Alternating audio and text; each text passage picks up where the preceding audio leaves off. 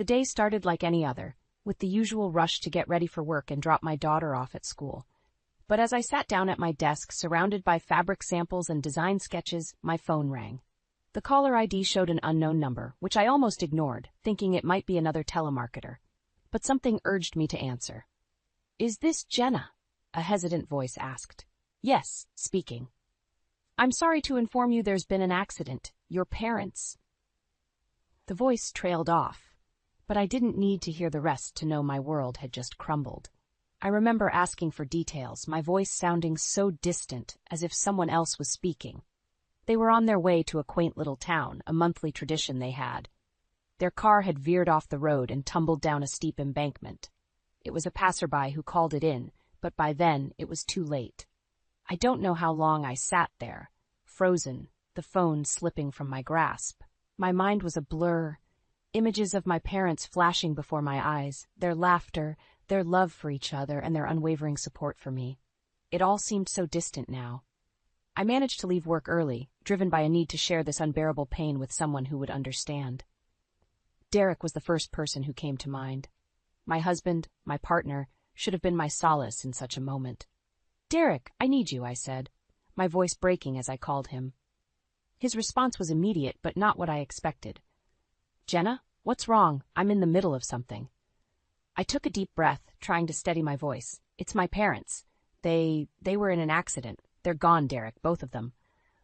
There was a pause, and for a moment I hoped for words of comfort, a sliver of empathy, but what came was a cold dismissal. "Is that all? Jenna, I'm on a tight schedule here. Can't this wait?" I couldn't believe what I was hearing. "Wait. Derek, my parents are dead. How can you be so heartless?" Another pause, then a sigh. "Look, I'm sorry about your parents, but you know how important this project is. I can't just drop everything. You'll have to handle this on your own." My hands were shaking, tears streaming down my face. "I thought you would care. I thought you would be here for me." "Jenna, we all have our crosses to bear. I'm sure you'll manage. Just don't make this harder than it has to be." The line went dead. The silence that followed was deafening. I was alone, truly alone. The realization hit me hard. The man I had married, the father of my child, was a stranger to me now. I thought back to the days when Derek would have dropped everything to be by my side. Where had that man gone? How had our love turned so cold and distant? But I had no time to dwell on these questions. I had a funeral to plan, relatives to inform, and a daughter to protect from the harsh reality that her grandparents were gone. As I set about these tasks, a resolve began to form within me. Derek's indifference, his blatant disregard for my feelings, had opened my eyes. I couldn't depend on him, not anymore.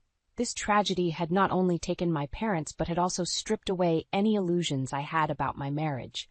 It was a painful realization, but one that I could not ignore. The road ahead would be difficult, but I knew one thing for certain. I had to find the strength to move forward, for my sake and for my daughter's. The days leading up to the funeral were a blur. Between making arrangements and comforting my daughter, Lily, I had little time to process my own grief. Derek's absence was palpable, his indifference a constant weight on my heart. But it was during these moments of solitude that I found unexpected strength. My mother-in-law, Elaine, with whom we shared our home, was of no comfort. Her reaction to the news was as cold as Derek's. "So both gone at once? Must have been quite the shock," she remarked dryly, not even looking up from her magazine. I nodded, barely able to speak. "Yes, it's been hard." Elaine finally glanced at me, her gaze calculating. "Well, at least there's a silver lining with the insurance money, right? We could use a bit of good news around here." I stared at her, incredulous. "Elaine, my parents just died. How can you think about money at a time like this?" She shrugged, her interest already waning. "Money makes the world go round, dear. Best to look on the bright side." The lack of empathy stunned me. I had known Elaine to be difficult, but her callousness in the face of my tragedy was a new low. It was clear I was alone in my grief. The day of the funeral arrived, a somber affair attended by close family and friends. The absence of my husband was noted by many, his excuses of work commitments doing little to mask his apathy. It was a slap in the face, a public display of his disregard for our family. After the service, as I stood by the graveside, my cousin approached me, her expression a mix of concern and anger. "I can't believe Derek didn't show up. How could he be so heartless?" I shook my head, fighting back tears. "He says he's too busy with work." "Too busy for his wife's parents' funeral? That's not just busy, Jenna. That's cruel." Her words echoed my thoughts, amplifying the hurt and betrayal I felt. Derek's actions, or lack thereof, were unforgivable. It was a realization that cut deep, severing what little connection remained between us. In the following days, Derek's indifference became more apparent. Calls went unanswered, and when he did deign to speak to me, his words were empty, devoid of warmth or concern. "It's done then? The funeral and everything?" he asked during one such call, his tone casual, as if inquiring about the weather. "Yes, it's done," I replied, my voice cold. Good. Let's move on then. No point dwelling on it." His words were like a knife to my heart. Move on? How could I move on when every day was a struggle, a painful reminder of the loss I had suffered? It was in that moment that I made a decision. I could no longer stay with a man who saw my parents' death as nothing more than an inconvenience, a man who lacked the basic decency to support his wife in her time of need. The thought of divorce had crossed my mind before, but I had always pushed it aside, afraid of the implications for Lily. But now, staying seemed far worse than leaving. Derek had shown his true colors, and they were darker than I could have ever imagined. As I hung up the phone, a sense of clarity settled over me. The road ahead would be difficult, fraught with challenges and uncertainties, but I was determined to face them head-on. For my sake, for Lily's, and for the memory of my parents, I would start anew. Derek had made his choice, and now I was making mine. In the days that followed my declaration, the atmosphere at home became unbearable.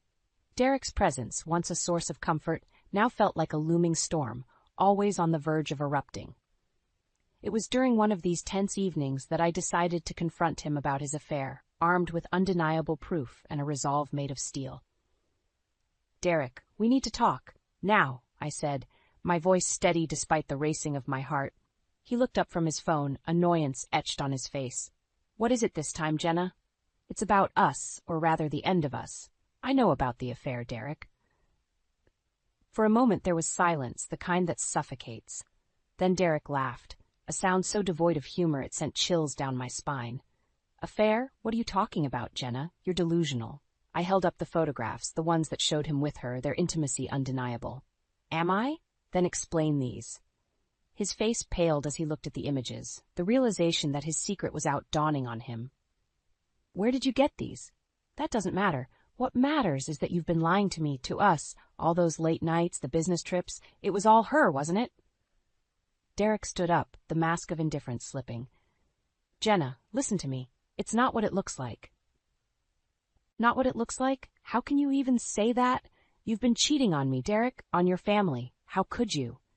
He ran a hand through his hair, frustration visible in every line of his body. "It was a mistake, okay? It meant nothing. It was just, it got out of hand." "A mistake? Is that supposed to make it all okay? You've destroyed our family over a mistake?" Derek moved closer, desperation in his eyes. "Jenna, please, we can fix this. I'll end it with her. We can go to counseling, do whatever it takes. Please, don't throw away what we have." What we have. The words echoed in my mind, a cruel reminder of the love that had turned into betrayal. "Derek, there's nothing left to save. You threw it all away the moment you decided to be with her. I want a divorce, and I'm taking Lily with me." His demeanor changed then, from pleading to angry. "You can't do that, Jenna. I won't let you take my daughter away from me." "Your daughter? When was the last time you even spent time with her?" "No, Derek, I'm going to make sure she's safe and loved, something you obviously can't provide." Derek's anger flared, his voice rising. "You think you can just take everything from me? You'll regret this, Jenna. I'll make sure of it." Regret? The only regret I had was not seeing Derek for who he really was sooner. As I walked away from him, from the wreckage of our marriage, I knew the road ahead would be fraught with challenges. But for the first time, I felt truly free, ready to face whatever came next, with my head held high and my daughter by my side. The battle lines were drawn, and I was ready to fight for a better future, one where betrayal and indifference had no place. The following weeks were a whirlwind of legal preparations and emotional turmoil. Despite Derek's threats and attempts to intimidate me, I pressed forward with the divorce proceedings. It was during one particularly grueling day that I received a call from my lawyer, a call that would shift the balance of power in my favor. "Jenna, we've uncovered something that could significantly impact your case," my lawyer began, her voice tinged with a mix of surprise and satisfaction. "What is it?" I asked, bracing myself for the worst. "It's about Derek's financials. It appears he's been funneling money into a separate account, one that's linked to the woman he's been seeing. We can use this to prove financial misconduct." The news hit me like a bolt of lightning. Not only had Derek betrayed our family emotionally, but he had also been draining our resources, jeopardizing our financial security for his affair. "Can we take action against this?" I asked, my mind racing with the implications. "Absolutely. This strengthens your case for both the divorce settlement and custody of Lily. We'll make sure the court sees the full extent of his actions." Armed with this new information, I confronted Derek once again. This time, I had the upper hand, and I was determined to use it to protect myself and Lily. "Derek, did you really think you could hide your financial deceit from me? From the courts?" I asked, watching as he struggled to maintain his composure. "What are you talking about, Jenna?" he replied, attempting to feign ignorance. "Don't play dumb with me, Derek. I know about the money you've been siphoning off for your affair. It's over. You've lost." The color drained from his face as the realization set in. For the first time I saw a flicker of fear in his eyes, fear of losing everything he had taken for granted. "You can't prove anything," he stammered, but his voice lacked conviction. "Oh, but I can, and I will. I'm going to make sure you pay for what you've done, not just to me, but to Lily. But I see you've endangered her future for your selfish desires." Derek's demeanor shifted from fear to anger, a dangerous glint appearing in his eyes.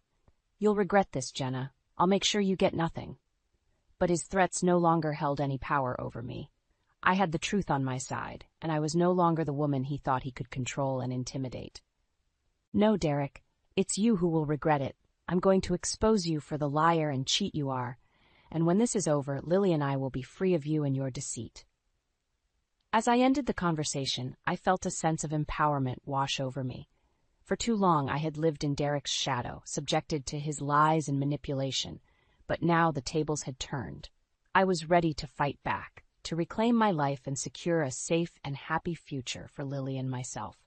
The battle was far from over, but for the first time I felt confident in my ability to win.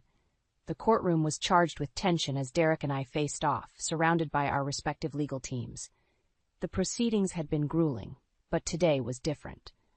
Today the focus was on Derek's financial deceit and his affair, the evidence laid bare for all to see. "Mr. Thompson, can you explain the purpose of the separate account to which you've been funneling funds from the joint account you share with your wife?" the judge asked, his tone indicating he'd heard enough excuses. Derek cleared his throat, his usual confidence nowhere to be seen. "Your Honor, it was for investment purposes. It has nothing to do with the allegations my wife has made." "Investment purposes?" my lawyer interjected, her voice dripping with skepticism. "Is that why there are multiple transactions linking this account to a Miss Rachel Foster, the woman Mr. Thompson has been having an affair with?" The courtroom fell silent, the weight of the accusation hanging in the air. Derek's lawyer attempted to intervene, but the judge waved him off, his gaze still fixed on Derek. "And Mr. Thompson, how do you respond to the charge of financial misconduct, specifically the misuse of marital funds for the benefit of your affair?" Derek's response was a mumbled denial, but it was clear to everyone in the room that his defenses were crumbling.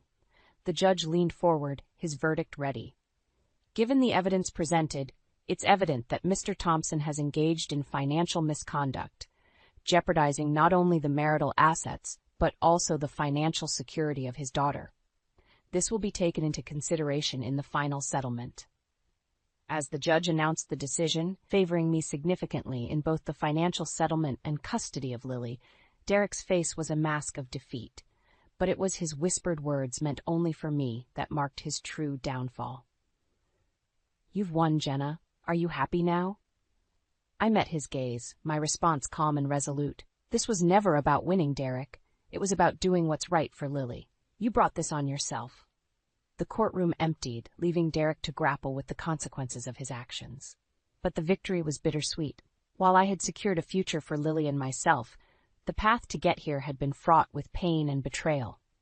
In the days that followed, the fallout from the trial became apparent. Derek's professional reputation suffered greatly, his misconduct in both his personal and financial dealings a public spectacle. Rumors swirled, and soon he found himself ostracized, his career in tatters. As for me, the fight had taken its toll, but I emerged stronger, more determined. With the divorce finalized and Lily's future secured, I could finally begin to rebuild our lives. Derek's downfall was a testament to the consequences of his actions, a reminder that the truth, no matter how deeply buried, always finds a way to the surface. The journey had been arduous, filled with challenges and heartache, but as I looked to the future, I knew that Lily and I were on the path to healing. Derek's shadow no longer loomed over us, his presence in our lives reduced to a distant memory. We were free to move forward to create a new life built on love, respect, and honesty, and that was the greatest victory of all. The dust had settled on the courtroom battles, and with Derek's defeat, a new day dawned for Lily and me. Our first morning in our new home was filled with sunlight, casting a warm glow over what was a fresh start. But it wasn't just the location that had changed. It was the air around us, now free of the tension that had once suffocated us. As I unpacked a box in the kitchen, Lily came bouncing in, her laughter a melody that had been missing for too long. "Mom, look, the backyard is huge. Can we get a dog now?" she asked, her eyes sparkling with excitement. I smiled, the idea taking root. "You know, that's a wonderful idea. We'll need a bit of company in this big place." Her hug was tight, filled with a happiness that radiated from her. "I'm going to name him Buddy." The simplicity of the moment, of planning for a pet, felt like a luxury after the turmoil we'd endured. It was in these small, peaceful instances that I found profound relief and hope for the future. Later that day, I sat down at my new desk, the view from the window overseeing the sprawling backyard where Lily was already imagining adventures with Buddy. It was time to refocus on my career, to rebuild not just our personal lives, but also the professional success I had put on hold. As I drafted emails and planned projects, my phone rang. It was a call from an old colleague, offering congratulations and a proposal for a new, exciting project. The tide had turned, and where there had once been uncertainty, opportunities were now opening up. "Jenna, we've all heard about your strength and determination. It's inspiring, and honestly, we need someone like you to lead this project," my colleague explained, her words sincere. Accepting the offer felt like the final piece of the puzzle clicking into place. My career, which had once taken a back seat to marital strife, was now a source of strength and independence. In the evening, as Lily and I sat on our new porch, watching the sunset, I realized that this was what true freedom felt like. We had escaped the shadows and found light in a place we could call our own. "Mom, are you okay? You look a little sad," Lily observed, her young face etched with concern. I pulled her close, my heart full. "I'm more than okay, Lily. I'm happy. We've made it through the storm, and now we're here together, and that's all that matters." Our conversation drifted to plans for the house, for Buddy, and all the adventures we would have. It was a simple, beautiful future we were building, one day at a time. Derek's downfall had been a necessary end, a closure to a chapter that had brought us nothing but pain. But in its wake, we found strength and a bond that only grew stronger. As the night drew in and Lily's laughter filled our new home, I knew that we had not just survived, we had triumphed. Our fresh start was more than a new beginning. It was a testament to resilience, to the power of love over betrayal. And as I looked at Lily, her face alight with joy and excitement for the future, I was reminded of the greatest truth of all. In the end, love always wins.